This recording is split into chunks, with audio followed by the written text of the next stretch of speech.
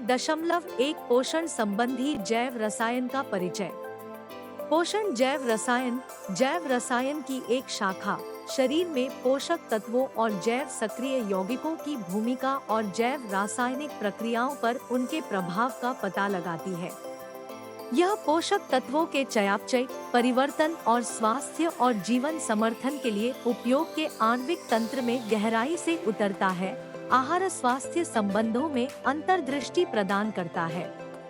मानव स्वास्थ्य के लिए प्रासंगिकता। पोषक तत्वों की आवश्यकताओं को समझना, आवश्यक पोषक तत्वों की पहचान करना, संतुलित और पौष्टिक आहार के लिए अनुशंसित आहार भत्ते (RDA) की स्थापना का मार्गदर्शन करना। ऊर्जा और मेटाबॉलिक मार्ग जांच करता है कि पोषक तत्व चयापचय मार्गों को कैसे ईंधन देते हैं, श्वसन, परिसंचरण और ऊतक की मरम्मत के लिए महत्वपूर्ण ऊर्जा उत्पादन का समर्थन करते हैं।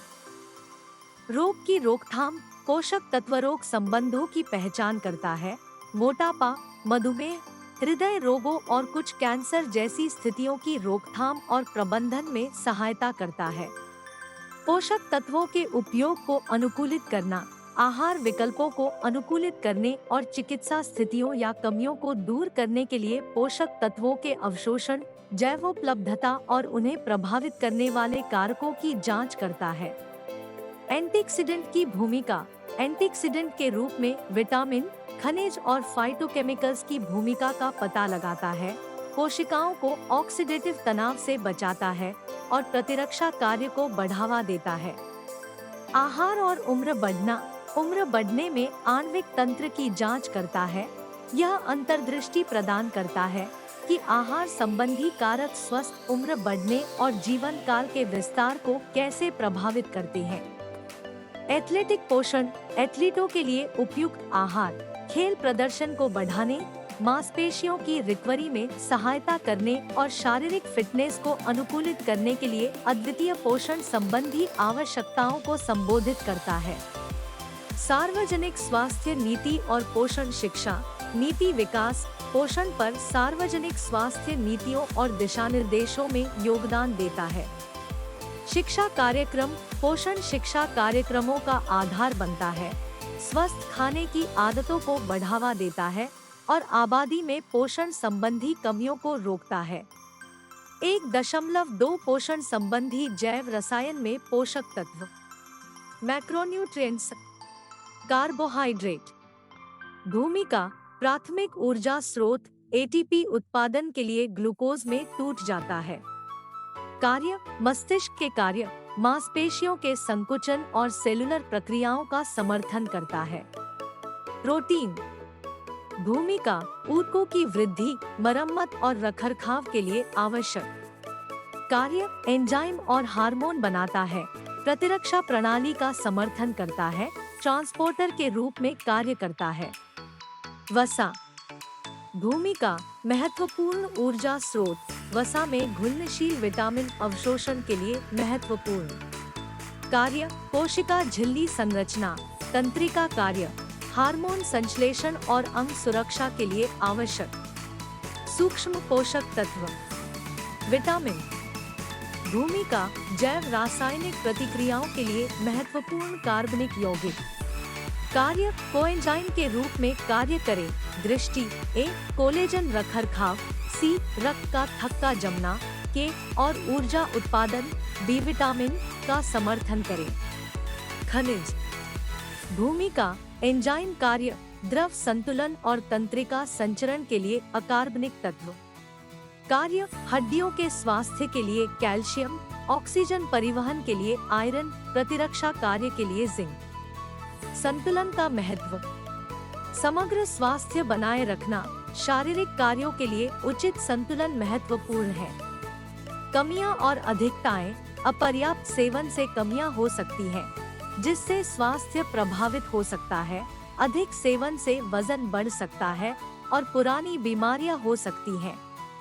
अच्छी तरह से संतुलित आहार इष्टतम स्वास्थ्य और कल्याण के लिए आवश्यक उचित अनुपात में सभी आवश्यक पोषक तत्व प्रदान करना। 1.3 पोषण संबंधी जैव रसायन में चयापचय, ऊर्जा उपापचय। उद्देश्य सेलुलर प्रक्रियाओं के लिए पोषक तत्वों के टूटने के माध्यम से ऊर्जा उत्पन्न करता है। एटीपी सेलुलर गतिविधियों को शक्ति देने के लिए उपयोग की जाने वाली सार्वभौमिक ऊर्जा मुद्रा। अपचय और उपचय। अपचय जटिल अणुओं का टूटना, ऊर्जा जारी करना। उपचय ऊर्जा की आवश्यकता वाले जटिल अणुओं का संश्लेषण। ग्लाइकोलाइसिस दीक्षा साइटोप्लाज्म में ग्लूकोज को तोड़ता है। परिणाम एटीपी और मध्यवर्ती अणुओं का उत्पादन करता है। क्रेब्स चक्र साइट्रिक एसिड चक्र। स्थान माइटोकॉन्ड्रिया में होता है। परिणाम ग्लाइकोलाइसिस उत्पादों को और तोड़ता है। एटीपी और इलेक्ट्रॉन वाहक NADH, FADH2 उत्पन्न करता है। ऑक्सीडेटिव फास्फोरिलेशन प्रक्रिया माइटोकॉन्ड्रिया में होती है। इलेक्ट्रॉन परिवहन श्रृंखला और एटीपी सिंथेज के माध्यम से एटीपी उत्पन्न करने के लिए इलेक्ट्रॉन वाहक का उपयोग करती है। लिपिड चयापचय टूटना ऊर्जा के लिए बीटाक्सीकरण के माध्यम से संग्रहित वसा से फैटी एसिड जारी होते हैं। संश्लेषण लिपोजेनेसिस भंडारण के लिए अतिरिक्त ग्लूकोज को ट्राइग्लिसराइड्स में परिवर्तित करता है। प्रोटीन चयापचय ब्रेकडाउन आहार प्रोटीन को अमीनो एसिड में परिवर्तित करता है। उपयोग अमीनो एसिड ऊर्जा के लिए या नए प्रोटीन के निर्माण खंड के रूप में उपयोग किया जाता है। ग्लूकोज या फैटी एसिड में परिवर्तित हो सकता है। चयापचय का विनियमन सख्त विनियमन ऊर्जा उत्पादन और उपयोग के बीच संतुलन बनाए रखता है। हार्मोनल नियंत्रण इंसुलिन और ग्लूकागन पोषक तत्वों के ग्रहण, भंडारण और रिलीज को नियंत्रित करके पोषक तत्व चयापचय को नियंत्रित करते हैं। 1.4 पोषण जैव रसायन में पोषक तत्व जैव उपलब्धता। पोषक तत्वों की जैवोपलब्धता यह निर्धारित करती है कि शरीर अंतर्ग्रहण के बाद पोषक तत्वों को कितनी अच्छी तरह अवशोषित और उपयोग करता है। किसी भोजन या आहार के पोषण मूल्य का आकलन करने के लिए महत्वपूर्ण है। अनेक कारकों से प्रभावित होने के कारण इन्हें समझना महत्वपूर्ण है। पाचन शुरुआत प्रक्रिया भोजन को अवशोषित करने योग्य रूपों में तोड़ने से शुरू होती है। एंजाइम और एसिड पेट और आंतों के एंजाइम जटिल पोषक तत्वों, कार्बोहाइड्रेट, प्रोटीन, वसा को तोड़ने में सहायता करते हैं। अवशोषण दक्षता विभिन्न पोषक तत्वों के लिए अलग अलग होती है। कार्बोहाइड्रेट के लिए तीव्र, खनिजों के लिए विशिष्ट ट्रांसपोर्टर।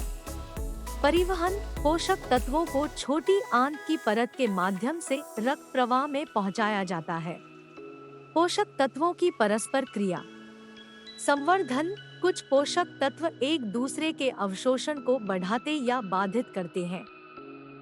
उदाहरण विटामिन सी गैरहीम लौह अवशोषण को बढ़ाता है। चाय में मौजूद टैनिन आयरन के अवशोषण को रोकता है। खाद्य मैट्रिक्स परिभाषा भोजन की भौतिक संरचना और संघटन। प्रभाव पोषक तत्वों की घुलनशीलता, स्थिरता और पहुंच को प्रभावित करता है। उदाहरण वसा युक्त खाद्य पदार्थों के साथ सेवन करने पर वसा में घुलनशील विटामिन की जैव उपलब्धता अधिक होती है। पोषण विरोधी कारक परिभाषा प्राकृतिक रूप से पाए जाने वाले यौगिक जो पोषक तत्वों के अवशोषण में बाधा डालते हैं। उदाहरण अनाज में मौजूद फाइटिक एसिड आयरन और जिंक से बंध जाता है, जिससे उनकी जैवोपलब्धता कम हो जाती है। शमन भिगोने या किण्वन जैसी प्रसंस्करण विधियां पोषण विरोधी कारकों को कम कर सकती हैं। व्यक्तिगत कारक प्रभाव आयु, लिंग, आनुवंशिकी और स्वास्थ्य स्थिति पोषक तत्वों की जैवोपलब्धता को प्रभावित करती है। उदाहरण आनुवंशिक विविधताएं विशिष्ट पोषक तत्वों के अवशोषण और चयापचय को प्रभावित कर सकती है। पोषक तत्व प्रपत्र प्रभाव रासायनिक रूप जैवोपलब्धता को प्रभावित करता है। उदाहरण पशु आधारित खाद्य पदार्थों में हीम आयरन, पौधे आधारित खाद्य पदार्थों में गैरहीम आयरन की तुलना में अधिक आसानी से अवशोषित होता है। प्रसंस्करण और खाना पकाना। प्रभाव: खाद्य प्रसंस्करण और खाना पकाने के तरीके पोषक तत्वों की जैवोपलब्धता को प्रभावित करते हैं। उदाहरण: खाना पकाने से कोशिका की दीवारों को तोड़कर या प्रोटीन को विकृत करके पोषक तत्वों की उपलब्धता बढ़ सकती है। 1.5 पोषक तत्वों की कमी और विकार। पोषक तत्वों की कमी और विकार अपर्याप्त पोषक तत्वों के सेवन, अवशोषण या उपयोग से उत्पन्न होते हैं, जो समग्र स्वास्थ्य को प्रभावित करते हैं। उदाहरणों में शामिल: आयरन की कमी से होने वाला एनीमिया, हीमोग्लोबिन उत्पादन के लिए अपर्याप्त आयरन, जिससे थकान, कमजोरी और त्वचा पीली हो जाती है। विटामिन डी की कमी, सूरज की रोशनी और आहार की अपर्याप्तता के कारण कैल्शियम अवशोषण को प्रभावित करता है और रिकेट्स और ऑस्टियोमलेशिया जैसी स्थितियों का कारण बनता है। विटामिन बी12 की कमी शाकाहारी आहार में आम है, जिससे मेगालोब्लास्टिक एनीमिया, तंत्रिका संबंधी लक्षण, स्मृति हानि और मूड संबंधी विकार होते हैं। आयोडीन की कमी से होने वाले विकार: थायराइड हार्मोन उत्पादन के लिए अपर्याप्त आयोडीन, जिसके परिणामस्वरूप गंडमाला, हाइपोथायराइडिज्म और क्रेटिनिज्म होता है। पेलाग्रा: नियासिन B3 की कमी के कारण होता है, जो त्वचा संबंधी समस्याओं, दस्त, मनोभ्रंश और गंभीर मामलों में मृत्यु से जुड़ा होता है। स्कर्वी: विटामिन सी की कमी के कारण ऐतिहासिक रूप से नाविकों में देखा गया है, जिससे थकान, मसूड़ों से खून आना और प्रतिरक्षा प्रणाली कमजोर हो जाती है। प्रोटीन ऊर्जा कुपोषण: PM अपर्याप्त प्रोटीन और या कैलोरी का सेवन अविकसित क्षेत्रों में प्रचलित है, जिससे विकास अवरुद्ध, मांसपेशियों की बर्बादी और बिगड़ा हुआ संज्ञानात्मक विकास होता है। ऑस्टियोपोरोसिस: अपर्याप्त कैल्शियम और विटामिन डी के सेवन से हड्डियों के खनिज घनत्व में कमी, जिससे फ्रैक्चर का खतरा बढ़ जाता है। क्वाशियोरकोर और मरासमस: PM के गंभीर रूप क्वाशियोरकर से मांसपेशियों में सूजन और बर्बादी होती है और मरासमस से गंभीर बर्बादी होती है, जिससे विकास और प्रतिरक्षा कार्य दोनों प्रभावित होते हैं। 1.6 एंटीऑक्सीडेंट रक्षा और सेलुलर स्वास्थ्य। पोषण संबंधी जैव रसायन की दुनिया में हम 2 आवश्यक खिलाड़ियों का पता लगाते हैं: एंटीऑक्सीडेंट रक्षा और सेलुलर स्वास्थ्य। ये सुपर हीरो की तरह है, जो हमारे सहित जीवित प्राणियों को अच्छे आकार में रखने के लिए महत्वपूर्ण है। आइए इन अवधारणाओं को खोलें और देखें कि वे इतनी महत्वपूर्ण क्यों हैं। एंटीऑक्सीडेंट सुरक्षा: मुक्त कणों और प्रतिक्रियाशील ऑक्सीजन प्रजातियों ROS के खिलाफ प्राकृतिक सुरक्षा। सेलुलर प्रक्रियाओं के उपोत्पाद और पर्यावरणीय कारक उनके उत्पादन में योगदान करते हैं। अत्यधिक मुक्त कण ऑक्सीडेटिव तनाव का कारण बनते हैं। पुरानी बीमारियों से जुड़ा हुआ कैंसर, हृदय संबंधी समस्याएं, न्यूरोडिजेनरेटिव विकार और उम्र बढ़ना। सेलुलर स्वास्थ्य: व्यक्तिगत कोशिकाओं का इष्टतम कामकाज और कल्याण। समग्र ऊतक, अंग और जीव स्वास्थ्य के लिए महत्वपूर्ण। इसमें कुशल ऊर्जा उत्पादन, सटीक DNA प्रतिकृति और क्षतिग्रस्त घटकों को हटाने जैसी प्रक्रियाएं शामिल है। एंटीऑक्सीडेंट की भूमिका: मुक्त कणों और ROS को निष्क्रिय करके सेलुलर स्वास्थ्य को बनाए रखने के लिए महत्वपूर्ण। एंटीऑक्सीडेंट इलेक्ट्रॉन दान करते हैं, मुक्त कणों को स्थिर करते हैं और सेलुलर घटकों को नुकसान से बचाते हैं। एंटीऑक्सीडेंट अंतर्जात, शरीर द्वारा उत्पादित या बहिर्जात, आहार या पूरक से हो सकते हैं। एंटीऑक्सीडेंट के उदाहरण: अंतर्जात superoxide dismutase, catalase, glutathione peroxidase. बहिर्जात फलों और सब्जियों में विटामिन सी और E, beta carotene, selenium, phytochemicals. Cellular स्वास्थ्य का समर्थन: माना जाता है कि एंटीऑक्सीडेंट युक्त खाद्य पदार्थों से भरपूर आहार ऑक्सीडेटिव तनाव से संबंधित बीमारियों के खतरे को कम करता है। जीवन शैली के विकल्प जैसे नियमित व्यायाम, धूम्रपान और अत्यधिक शराब के सेवन से बचना और पर्यावरणीय जोखिम को कम करना एक स्वस्थ एंटीऑक्सीडेंट रक्षा प्रणाली में योगदान देता है। 1.7 पोषण संबंधी जैव रसायन में बुढ़ापा और दीर्घायु। उम्र बढ़ना और दीर्घायु पोषण संबंधी जैव रसायन में दिलचस्प विषय है, जो इस बात पर प्रकाश डालते हैं कि हमारे शरीर की उम्र कैसे बढ़ती है और कौन से कारक, विशेष रूप से पोषण, लंबे स्वस्थ जीवन की हमारी क्षमता को प्रभावित करते हैं। उम्र बढ़ने, समय के साथ शारीरिक कार्यों में धीरे धीरे गिरावट, जीन, पर्यावरण और जीवन शैली से प्रभावित, प्राकृतिक होते हुए भी पोषण उम्र बढ़ने की गति और समग्र स्वास्थ्य पर प्रभाव डाल सकता है। दीर्घायु, किसी व्यक्ति के जीवन की लंबाई या विस्तारित जीवन काल की संभावना। लंबे स्वस्थ जीवन में योगदान देने वाले कारकों पर ध्यान केंद्रित करता है। उम्र बढ़ने के साथ घनिष्ठ रूप से जुड़ा हुआ है, लेकिन बेहतर जीवन के लिए रणनीतियों पर जोर देता है। पोषण की भूमिका। एंटीऑक्सीडेंट संरक्षण ऑक्सीडेटिव तनाव का प्रतिकार करता है, जो उम्र बढ़ने का एक प्रमुख कारक है। सेलुलर क्षति को कम करने के लिए विभिन्न खाद्य पदार्थों में पाया जाता है। सूजन और जलन, पुरानी सूजन उम्र बढ़ने और उम्र से संबंधित बीमारियों से जुड़ी है। ओमेगा 3 फैटी एसिड जैसे पोषक तत्व सूजन से लड़ते हैं, स्वस्थ उम्र बढ़ने को बढ़ावा देते हैं। कैलोरी प्रतिबंध और आंतरायिक उपवास, अध्ययनों से पता चलता है कि कैलोरी कम करने और रुक कर उपवास करने से जीवन काल बढ़ता है। सेलुलर तनाव प्रतिक्रियाओं को सक्रिय करता है, मरम्मत और रखरखाव में सुधार करता है। सेलुलर मरम्मत और ऑटोफैगी। ऑटोफैगी क्षतिग्रस्त घटकों को हटा देती है, जो स्वस्थ उम्र बढ़ने के लिए महत्वपूर्ण है। कुछ पोषक तत्व ऑटोफैगी को बढ़ावा देते हैं, सेलुलर अपशिष्ट को कम करते हैं। माइटोकॉन्ड्रियल कार्य। माइटोकॉन्ड्रिया ऊर्जा उत्पादक समय के साथ क्षति जमा कर सकते हैं। कोएंजाइम Q10 और L-कार्निटाइन जैसे पोषक तत्व माइटोकॉन्ड्रियल स्वास्थ्य का समर्थन करते हैं। हार्मेसिस, हल्का तनाव शरीर में लाभकारी प्रतिक्रियाएं हॉर्मेसिस शुरू कर देता है। पॉलीफेनोल्स जैसे आहार संबंधी यौगिक हार्मोनल प्रभाव उत्पन्न करते हैं, सेलुलर लचीलापन और दीर्घायु बढ़ाते हैं।